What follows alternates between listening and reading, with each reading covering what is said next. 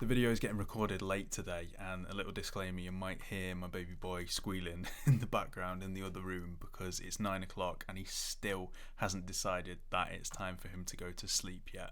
So what I want to talk about today, it's going to be a little bit interesting, this process of talking about this topic, because I've just got a Kindle, and I think I talked about it before. I had a Kindle back in the day, the very first Kindle that was made, or at least, publicly sold.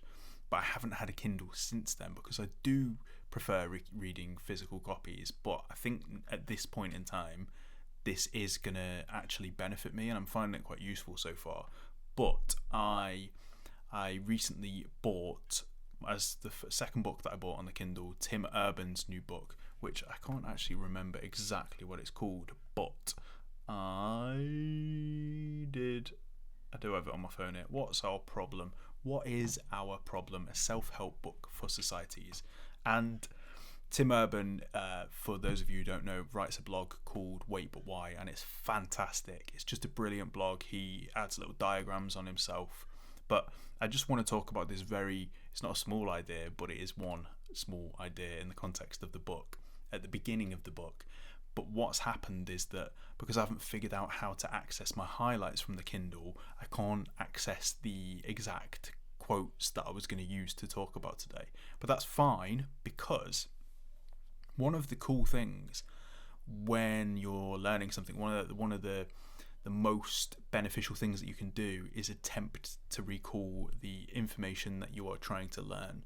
So if you're learning a language, then if you try and recall, say, a word that you have that you've already learned, but it doesn't come immediately, but you keep trying, if you actually recall that word, it is going to help you remember that word in the future. So I think there's a whole thing with spaced repetition, I think it's called, where you leave bigger spaces between when you have last looked at the word and then try and recall it.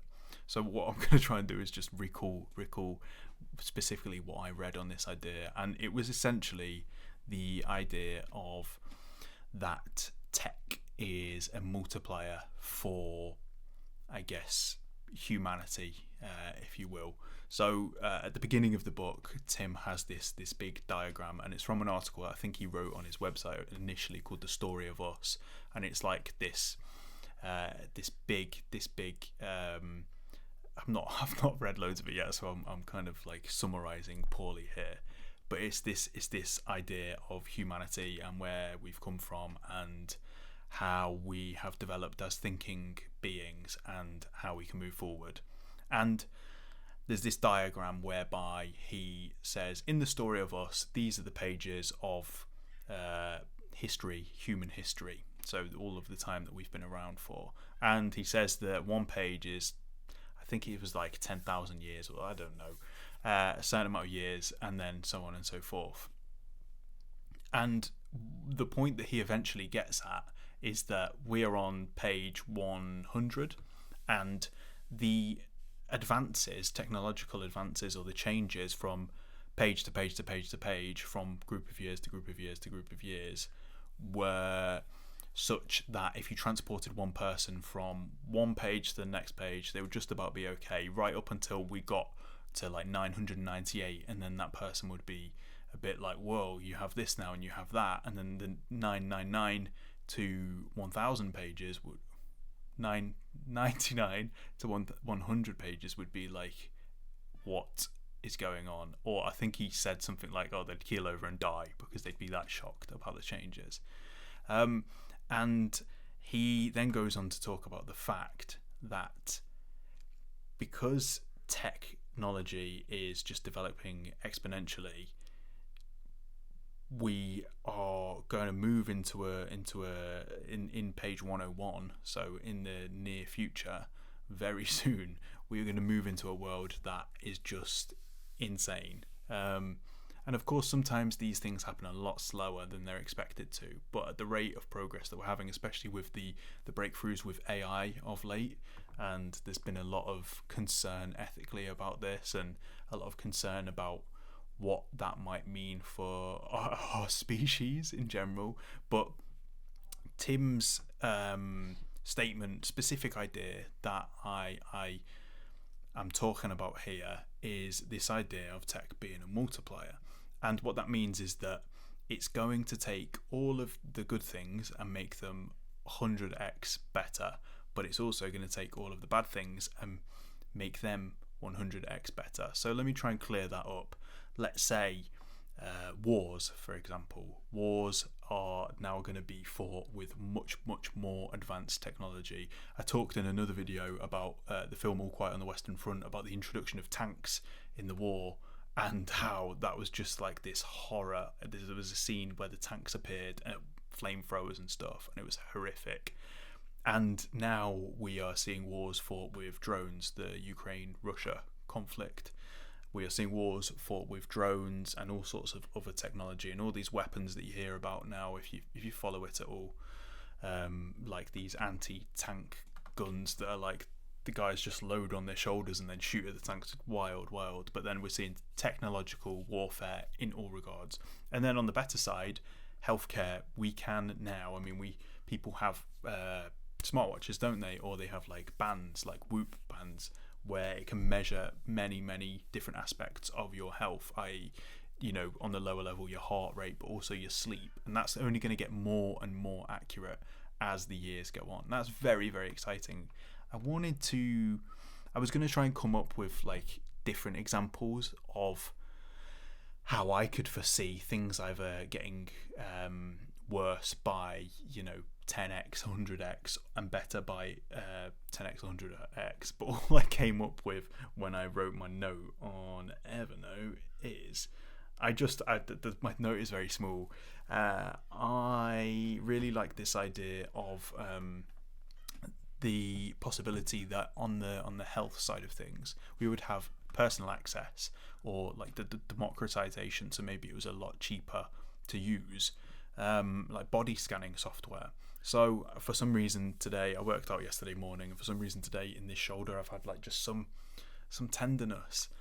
And often when I get like tenderness like this, I kind of avoid working out, and it's because I'm not sure whether it's an injury or whether it's just some like ache, DOMS, I think it's called, delayed onset muscle soreness, where everyone's experienced that, where you just ache the day after exercise.